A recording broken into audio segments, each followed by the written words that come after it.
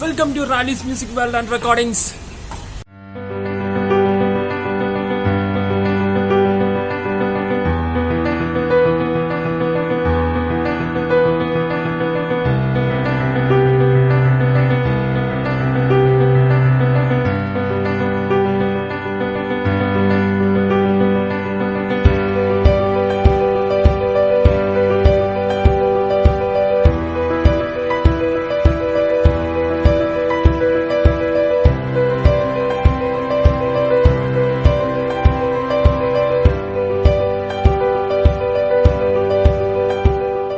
WhatsApp YouTube എല്ലാ കൂട്ടുകാർക്കും എന്റെ ചാനലിലേക്ക് ഹൃദ്യമായ സ്വാഗതം. എല്ലാവരും സുഖമായിട്ട് ഹാപ്പി ആയിട്ടിരിക്കുന്നു എന്ന് വിശ്വസിക്കുന്നു. ഇന്ന് ഇങ്ങനെ ഒരു വീഡിയോ ചെയ്യാനുള്ള ഒരു പ്രധാന കാരണം എന്ന് പറയുന്നത് ഒരു വോയിസ് മെസ്സേജ് ആണ്. ഞാൻ യൂട്യൂബ് ചാനൽ സ്റ്റാർട്ട് ചെയ്തിട്ട് ആദ്യമായിട്ട് എനിക്ക് ദുബായിൽ നിന്ന് എനിക്ക് ഒരു വോയിസ് മെസ്സേജ് വന്നു. ഒരുപാട് സന്തോഷമുണ്ട്. അദ്ദേഹത്തിന്റെ പേര് ഡാഫി മാത്യു, അങ്ങനെയാണ് അദ്ദേഹത്തിന്റെ പേര്. അദ്ദേഹം ദുബായില് ഒരു ചർച്ചില് വർക്ക് ചെയ്യാണ്. അപ്പൊ അവിടെ നിന്നൊക്കെ വോയിസ് മെസ്സേജ് വരിക, സംശയങ്ങൾ ചോദിക്കാന്നൊക്കെ പറയുമ്പോഴത്തേക്ക് ഒരുപാട് സന്തോഷമുണ്ട്. കാരണം വെച്ചാല് എന്റെ ചാനൽ ഇപ്പൊ ഒരു 1600 സബ്സ്ക്രൈബേഴ്സിനോട് അടുക്കുന്നു. അങ്ങനെ ഉള്ളപ്പോഴത്തേക്കും പുറത്തു നിന്നൊക്കെ നമ്മുടെ വീഡിയോസ് കണ്ടിട്ട് പുറത്തു നിന്നൊക്കെ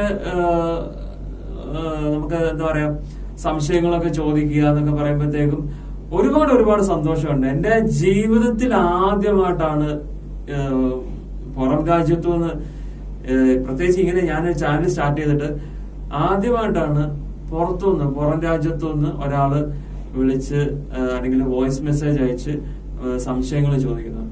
ഒരുപാട് സന്തോഷമുണ്ട് ഡാഫി ചേട്ടാ. അപ്പൊ ഞാന് അദ്ദേഹം ചോദിച്ച ഒരു സംശയം, ഞാനത് ഓൾറെഡി റിപ്ലൈ കൊടുത്തിരുന്നു അദ്ദേഹത്തിന്. അപ്പൊ ആ റിപ്ലൈ കൊടുത്ത ആ ഒരു സംശയം അത് നിങ്ങളുമായിട്ടും കൂടി ഒന്ന് ഷെയർ ചെയ്യാന്ന് വിചാരിച്ചു. അങ്ങനെയാണ് ഈ ഒരു എപ്പിസോഡില് നിങ്ങൾക്ക് മുമ്പിൽ എത്തിയിരിക്കുന്നത്. അപ്പൊ അദ്ദേഹം അന്ന് ചോദിച്ച ഒരു സംശയം,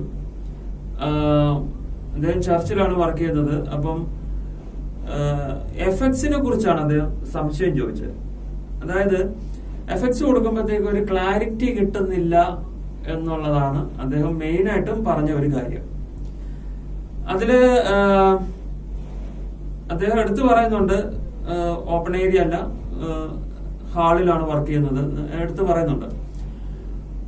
അപ്പം നമ്മുടെ ഈ മേഖലയിലേക്ക് പുതുതായിട്ട് വരുന്ന കൂട്ടുകാരോട് ഞാൻ ആദ്യമേ തന്നെ എടുത്തു പറയുന്ന ഒരു കാര്യം, ഔട്ട്ഡോറില് സൗണ്ട് വർക്ക് ചെയ്യുന്നത് പോലല്ല ഇൻഡോറിൽ ചെയ്യുന്നത്, അതായത് ഹാള് പോലുള്ള സ്ഥലങ്ങളിലൊക്കെ ചെയ്യുന്നത്. അത് ഇച്ചിരി വ്യത്യാസമുണ്ട്.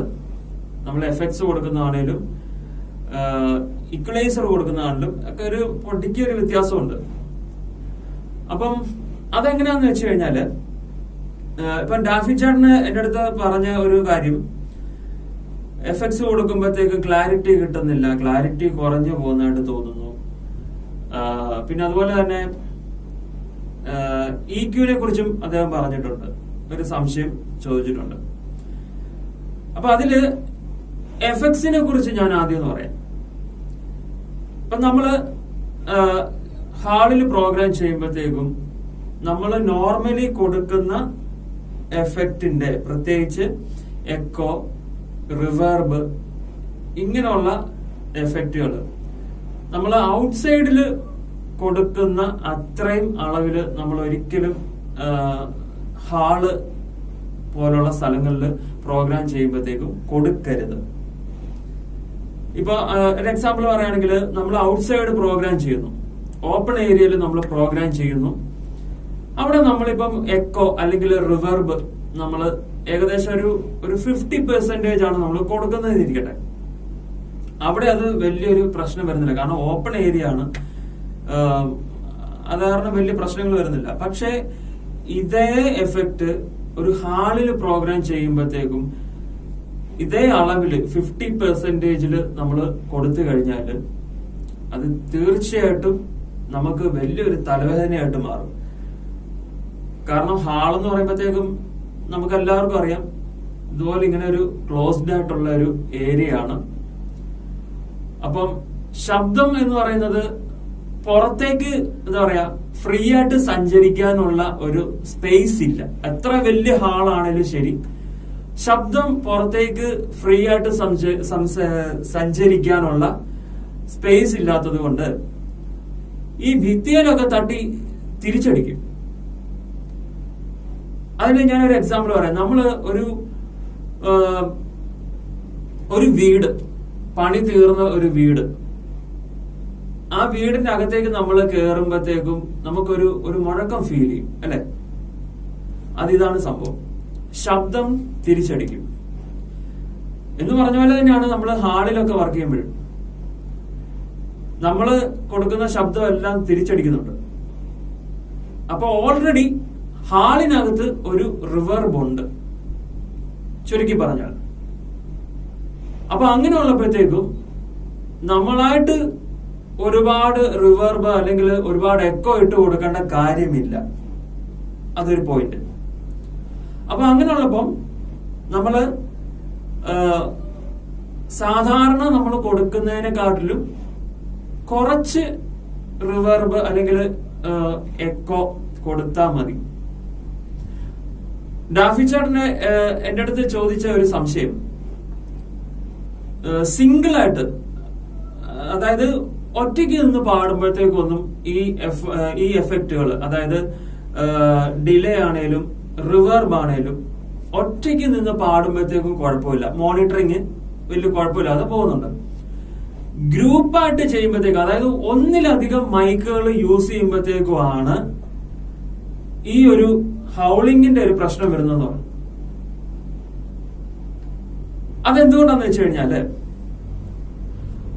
നമ്മള് ഇപ്പം ഒരു മൈക്കില് ഒരു എഫക്റ്റ് നമ്മൾ സെറ്റ് ചെയ്ത് വെച്ചു. അപ്പൊ അതിപ്പം ഡിലേ ആയിക്കോട്ടെ റിവേർബ് ആയിക്കോട്ടെ സെറ്റ് ചെയ്ത് വെച്ചു, പാടുന്നതിന് കുഴപ്പമില്ല. പക്ഷെ 2 or 3 മൈക്കുകളിൽ അല്ലെങ്കിൽ ഒന്നിലധികം മൈക്കുകളിൽ നമ്മൾ ചിലപ്പം ഈ എഫക്റ്റ് സെറ്റ് ചെയ്ത് കൊടുത്തിരിക്കുന്നത് ഒരേ അളവിലായിരിക്കും. അതായത് ഫസ്റ്റ് ഒരു മൈക്കിന് നമ്മളൊരു 30% ഡിലേയോ അല്ലെങ്കിൽ റിവേർബോ ഇട്ട് കൊടുത്തിട്ടുണ്ടെങ്കിൽ തീർച്ചയായിട്ടും നമ്മൾ മറ്റു മൈക്കുകളിലും മറ്റു വോക്കലിസ്റ്റുകളുടെ മൈക്കുകളിലും ഇതേ അളവിലായിരിക്കും നമ്മൾ എഫക്റ്റുകൾ കൊടുത്തിട്ടുണ്ടാകുക. പക്ഷെ ഒരേ ടൈമില് ഈ ഒന്നിലധികം മൈക്കുകൾ യൂസ് ചെയ്ത് കഴിയുമ്പോൾ അവിടെ ഹൗൾ ചെയ്യാനുള്ള സാധ്യതയുണ്ട്. അപ്പൊ അവിടെ ചെയ്യേണ്ടത് എന്താന്ന് വെച്ച് കഴിഞ്ഞാല്, നമ്മള് കൊടുത്തിരിക്കുന്ന എഫക്റ്റ് അതിപ്പം ഡിലേ ആയിക്കോട്ടെ റിവേർബ് ആയിക്കോട്ടെ, ഗ്രൂപ്പ് സോങ് പാടുമ്പോഴത്തേക്കും നമ്മള് ഓൾറെഡി കൊടുത്തു വെച്ചിരിക്കുന്ന അത്രയും എഫക്റ്റിൽ നിന്ന് കുറച്ചുകൂടെ ഒന്ന് താഴ്ത്തി കൊടുക്കുന്നതാണ് ഏറ്റവും ബെറ്റർ. കാരണം നമ്മള് ഒന്നാമത്തെ കാര്യം, നമ്മൾ ഹാളിലാണ് പ്രോഗ്രാം ചെയ്യുന്നത്. ഇപ്പൊ ഞാൻ നേരത്തെ പറഞ്ഞതുപോലെ ഹാളിന് ഓൾറെഡി ഒരു എന്താ പറയാ ഒരു റിവേർബ് ഉണ്ട്. അപ്പൊ അതിന്റെ കൂടെ നമ്മൾ ഇത്രയും മൈക്കുകളിലും കൂടെ നമ്മൾ എഫക്റ്റുകൾ നമ്മൾ ഇട്ട് കൊടുക്കുമ്പോഴത്തേക്കും ഈ മൈക്കുകൾക്ക് ഒരു സ്വഭാവമുണ്ട്. അത് എന്താന്ന് വെച്ച് കഴിഞ്ഞാല് വഴിയെ കൂടെ പോകുന്ന സൗണ്ട് എല്ലാം പിടിച്ചെടുക്കും. അത് നിങ്ങൾക്ക് പെട്ടെന്ന് മനസ്സിലാകാൻ വേണ്ടിയിട്ടാണ് ചേട്ടാ ഞാൻ അങ്ങനെ പറഞ്ഞത്. മൈക്കിന് അങ്ങനെ ഒരു കുഴപ്പമുണ്ട്. ഈ ഭിത്തിയിൽ തട്ടി തിരിച്ചു വരുന്ന സൗണ്ട് എല്ലാം മൈക്ക് ക്യാച്ച് ചെയ്യും. അപ്പൊ അങ്ങനെയുള്ളപ്പം ഒന്നിലധികം മൈക്കുകൾ യൂസ് ചെയ്യുമ്പോൾ ഈ തിരിച്ചടിക്കുന്ന ശബ്ദങ്ങളെല്ലാം ക്യാച്ച് ചെയ്യാനുള്ള ഒരു ടെൻഡൻസി കൂടുതലാണ് മൈക്കുകളെ അപേക്ഷിച്ച്. അങ്ങനെയുള്ളപ്പോ നമ്മള് റിവേർബും അല്ലെങ്കിൽ ഡിലേ ഒക്കെ ഇട്ട് കൊടുത്തു കഴിയുമ്പോഴത്തേക്കും ഈ ക്യാച്ച് ചെയ്യാനുള്ള ഒരു ടെൻഡൻസി കുറച്ചുകൂടെ കൂടുതലാണ്. അതുകൊണ്ടാണ് ഞാൻ നേരത്തെ പറഞ്ഞത്, ഗ്രൂപ്പ് സോങ് ഒക്കെ ചെയ്യുമ്പോഴത്തേക്കും അല്ലെങ്കിൽ ഗ്രൂപ്പായിട്ട് നിന്ന് പാടുമ്പോ എത്ര മൈക്കുകളാണോ യൂസ് ചെയ്യുന്നത് അത്രയും മൈക്കിന്റെയും ഡിലേ ആണ് കൊടുത്തിരിക്കുന്നതെങ്കിൽ ഡിലേ, അല്ലെങ്കിൽ റിവേർബാണ് കൊടുത്തിരിക്കുന്നതെങ്കിൽ അത് കുറച്ചൊന്ന് താഴ്ത്തി കൊടുക്കുക. അപ്പൊ നമുക്ക് ഈ ഹൗളിങ്ങിന്റെ ഒരു പ്രശ്നം നമുക്ക് ഒരുവിധം ഒന്ന് കുറയ്ക്കാൻ പറ്റും. അത് ഒരു കാര്യം. ഇനി രണ്ടാമത്തെ കാര്യം, അത് ഡാഫി ചാട്ടിന് ചോദിച്ചതെന്ന് വെച്ച് കഴിഞ്ഞാല് ക്ലാരിറ്റി കുറവ് പോലെ ഫീൽ ചെയ്യുന്നു എന്ന് പറഞ്ഞു. അതിനൊന്നാമത്തെ കാരണം ഞാൻ ഇപ്പൊ പറഞ്ഞ ഈ 2 തരത്തിലുള്ള റിവേർബാണ്. ഞാൻ പറഞ്ഞ മനസ്സിലാവുന്നുണ്ടോ? ഈ 2 തരത്തിൽ, അതായത് ഹാളിന്റേതായിട്ടുള്ള ഒരു റിവേർബും നമ്മള് കയ്യിൽ നിന്ന് ഇട്ട് കൊടുക്കുന്ന റിവേർബും, നമ്മള് സിസ്റ്റം വഴി ഇട്ട് കൊടുക്കുന്ന റിവേർബ്, ഈ 2 എഫക്റ്റുകളും കൂടെ ക്ലാഷ് ആകുന്നോണ്ടാണ് നമുക്ക് എന്താ പറയാ കൊടുക്കുന്ന ഈക്വലൈസറിൽ ഒരു ക്ലാരിറ്റി ഇല്ലായ്മയായിട്ട് ഫീൽ ചെയ്യുന്നത്. ഓക്കെ, അപ്പം ഞാൻ നേരത്തെ പറഞ്ഞ പോലെ തന്നെ എഫക്റ്റ് എപ്പോഴും ഒന്ന് ഡൗൺ ആക്കി വെക്കുക, കുറച്ച് വെക്കുക. ഇനി എന്നിട്ടും നമുക്ക് എന്താ പറയാ ഈക്വലൈസർ കൊടുക്കുന്നതിൽ ഒരു ക്ലാരിറ്റി കുറവ് ഫീൽ ചെയ്യുന്നുണ്ടെങ്കിൽ നമ്മൾ അതിനകത്ത് കുറച്ചൊന്ന് അഴിച്ചുപണി നടത്തേണ്ടതായിട്ടുണ്ട്.